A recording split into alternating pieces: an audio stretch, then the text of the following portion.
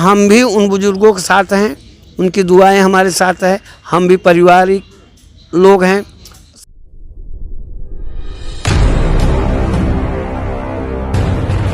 नमस्कार दोस्तों, मिनी संसद पे आपका हार्दिक स्वागत अभिनंदन है। मैं फूलचंद यादव। जैसे कि आप हर रोज़ देखते हैं कि EPS 95 के मामले में कुछ न कुछ नई अपडेट ले आता हूँ, और जो मैं आपको बताता हूँ वो आपको बराबर भलीभांति जानकारी रहती है।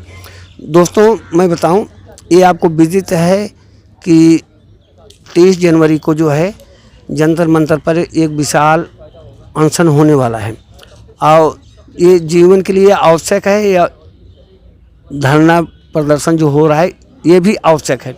अब आप सोचिए कि लोगों को ये बात जानना आवश्यक हो जाता है कि जब आप कहीं एम्प्लॉय बनते हैं अर्ध प्राइवेट क्षेत्र में, तो वहाँ एक आश्वासन तो मिलता है कि चलो हमें नौकरी मिल गई है, कुछ कमाएंगे, अपना घर परिवार चलेगा, बच्चे चलेंगे, शान मान के एक ज़िंदगी जिएंगे। तो यह सोच करके लोग जो है अपने जीवन का समय वहाँ देना शुरू करते हैं, काम करते हैं दिन रात राष्ट्र के निर्माण में, देश के निर्माण में, और इतना बड़ा सहयोग होता है कि वास्तव में भारत की प्रगति होती है, देश की प्रगति होती है। उनको आश्वासन होता है कि जो आप काम कर रहे हैं आपका मूल वेतन इतना होगा, मूल वेतन से जो है 10% काट लिया जाएगा और उतना ही पैसे जो है वो करेंगे।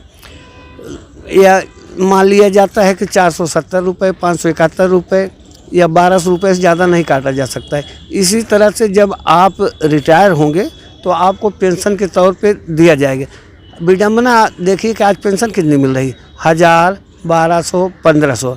लेकिन अन्य क्षेत्रों में जो पेंशन दी जा रही है, विधवा के नाम पर, विकलांग के नाम पर, विधुर के नाम पर, किसान सम्मान निधि के नाम पर, ऐसी पेंशन दी जा रही है कि जो EPS 95 वालों से ज़्यादा एम्प्लॉय पेंशन स्कीम जो है, इससे ज़्यादा कर्मचारी बीमा संगठन जो EPFO ऑफिस है, ये आपका संगणक रखता है कि पूरा हिसाब किताब रखता है कि आपने इतने तारीख को ज्वाइन किया, इतने दिन तक काम किया, इतनी आपकी पेंशन लागू होती है।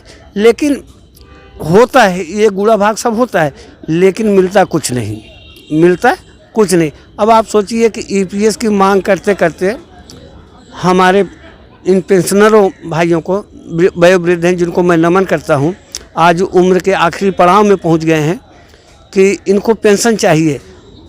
अगर पैसे नहीं होते हैं पास में तो जीवन की गर्मियाँ जो है समाप्त होने लगती है, गर्मियाँ और सम्मान जो है कमज़ोर होने लगता है। जो इन्होंने अपना त्याग किया है, कमाया है, तनख्वाह के अलावा जो कंट्रीब्यूट किया है, हर महीने पैसे जो जमा किए हैं सरकार के खाते में, उम्मीद ये होती है कि इस समय जब पैसे मिलेंगे तो उस पैसे से हम अपनी भली बात दवा करा लेंगे, पत्नी की दवा हो जाएगी, और उसके बाद खाने पीने में भी, चलने फिरने में कुछ आसानी होगी।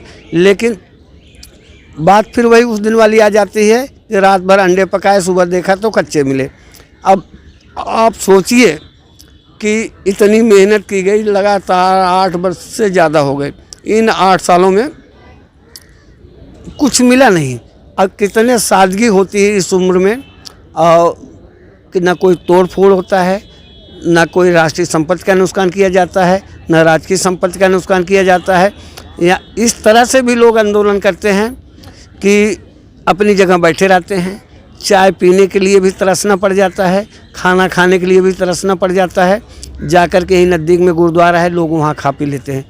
ये हमारे बुज़ुर्गों के इस समय एक मांग की है। आप बताइए, अगर हम अपने बुज़ुर्गों को मान सम्मान नहीं देंगे, उनकी भावनाओं का कदर नहीं करेंगे, इस उम्र में पहुँचते वो शरीर के कई आर्गन जो है ना काम करना बंद कर देते हैं। जैसे ब्लड सर्कुलेशन, शरीर में रक्त संचार क्रिया जो है कम हो जाती है, लीवर किडनी फंक्शन होता है, कहीं जो है यूरिया क्रिएटिन बढ़ने लगती है, कहीं पर TLC DLC ब्लड में बढ़ने डिफरेंस आ जाती है, बासोफिल स्नोफिल बढ़ जाता है, यानी कार्य क्षमता जो है उनका मेटाबॉलिज्म जो है कम हो जाता है, जिससे कि बुढ़ापा आ जाता है, कई तरह के हार्मोन्स भी कम ज़्यादा हो जाते हैं। तो ऐसे कंडीशन में उनको आवश्यक दवाइयों की भी ज़रूरत होती है। यूँ आप समझिए कि कुछ लोग जो संपन्न हैं वो तो मल्टीविटामिन च्यवनप्राश से अपना काम चला रहे हैं। लेकिन कुछ इतने भी ऐसे हैं जो बेचारे दर्द की गोलियां खरीदने के लिए उनको सोचना पड़ता है, परिवार पे आश्रित हो जाते हैं कि आज ग्वाइट पेन हो रहा है, जोड़ों में मेरे दर्द हो रहा है, बॉडी पेन हो रहा है, कफ चेस्ट कंजक्शन हो रहा है, मुझे कुछ दवा की आवश्यकता है। तो जो उनके आश्रित लोग थे अब वो खुद आश्रित हो जाते हैं उनके ऊपर, तो कहने लगते हैं कि कहाँ से कराऊं, पैसे तो है नहीं, कहाँ से कराऊं, पैसे तो है नहीं। इस तरह के समस्याओं को झेलना पड़ जाता है। इस तो उपेक्षा का भी शिकार हो जाते हैं, दीनता के भी शिकार हो जाते हैं। हम तो चाहते हैं कि ये बुजुर्ग लोग जो आज पेंशन की मांग कर रहे हैं, ये हमारे भी पूज्य हैं, आपके पूज्य हैं, हमारे आदर्श हैं। हम उनके ही पद चिन्हों पे चल कर के बढ़े हुए हैं, आगे चले हुए हैं, तो उनको भली भांत सेवा सुश्रूषा सेवा मिलनी चाहिए। अगर उनका सम्मान नहीं मिलता है, सेवा नहीं मिलता है, उन्हें भी बड़ी आत्मग्लानि होती है। पेंशन अपनी जगह है, लेकिन सबलता, ताकत, ये सब चीज़ें तब आती है आर्थिक सपोर्ट के आधार पे। आज जो पेंशन की अगर मांग कर रहे हैं तो ये मेरा कहना है कि वो कहीं गलत नहीं है, कहीं गलत नहीं। अगर उन्हें 7,500 रुपये पेंशन प्लस डीए मिल जाना शुरू हो जाता है, जो बहुत बड़ी मांग नहीं है, उससे बड़े आराम से उनकी पत्नी का इलाज, जो उनकी मांग है उनकी पत्नी के इलाज और उनका और जीवन सरल भी होगा, सरस, और चेहरे पे खुशियाँ सी आ जाएगी, ताकत से बनेगी। तो ये सरकार, सुप्रीम कोर्ट ने आदेश दिया है कि इनको 7,500 जो है पेंशन मिलना चाहिए, 7,500 रुपये पेंशन मिलना चाहिए, प्लस डीए मिलना चाहिए। लेकिन अब विलम्ब के कारण स्वामी, इतना दिन विलम्ब करने में देर क्यों हुई? अब EPFO ऑफिस जो है बार बार आश्वासन देता है कि आपकी कार्य प्रगति पे है, जल्दी हो जाएगा, लेकिन वही आश्वासन पे आश्वासन, तारीख पे तारीख मिलती है। लेकिन विडम्बना देखो ना कि करें तो क्या करें। आज अभी का जो वक्त है, राज्य सरकार, केंद्र सरकार अत्यंत बिजी है, बिजी से ज़्यादा बिजी है अयोध्या वाले मामले में, प्राण प्रतिष्ठा के। तो वहाँ के कार्य संपन्न होने के बाद बताइए, जिस राम राज्य में कभी कोई भूखा नहीं मरा, और आज राम राज्य लाने की कोशिश किया जा रहा है, वहाँ प्राण प्रतिष्ठा हो रही है। यहाँ बुजुर्गों के प्राण और प्रतिष्ठा दोनों अटकी हुई है, प्राण भी अटका हुआ है, प्रतिष्ठा भी अटकी हुई है। इसलिए कि कई बार मन में जो है ना एक आत्मग्लानि होती है, मन को चोट करके रह जाते हैं कि हमारी जेब में 4 पैसे नहीं हैं, हम कैसे अस्पताल जाएं, कैसे कोई सामान ले आएं। जीवन के लिए इन्होंने सरकार से भीख के तौर पे कुछ मांगा नहीं कि हमें चाहिए, इनका तो कंट्रीब्यूट किया हुआ पैसा है, इनका खुद का पैसा है जो सरकार के पास जमा है।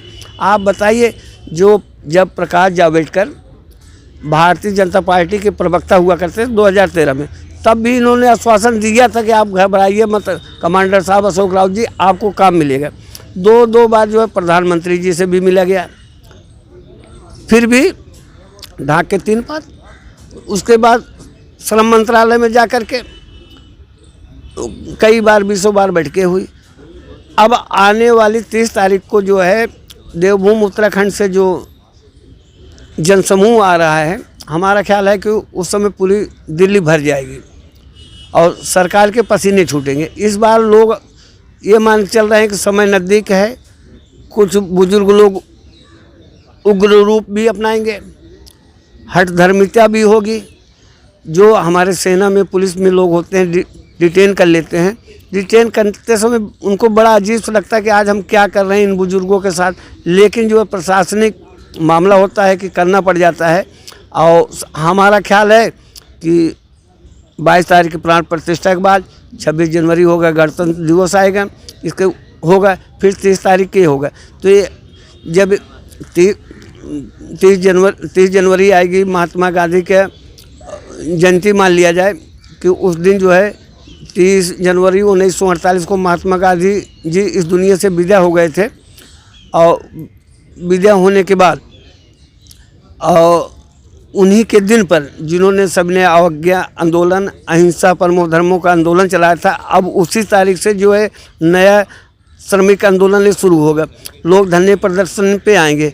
तो हमारा ख्याल है सरकार इधर जो है अयोध्या से भी मुक्त हो जाएगी और प्राण प्रतिष्ठा से फ्री हो जाएगी। 26 जनवरी से गणतंत्र दिवस भी समाप्त हो जाएगा। 30 तारीख के 30 जनवरी से जब आंदोलन चालू होगा तो विशेष ध्यान देंगी सरकार, केंद्र सरकार, कि यह EPFO का मामला जो है, EPFO का जो मामला है इसको निपटा दिया जाए। और सबकी अभिलाषा भी है, सबके घर में बुजुर्ग होते हैं, सबकी सेवा की आवश्यकता होती है और इससे परिवार एक आदर्श हो जाता है।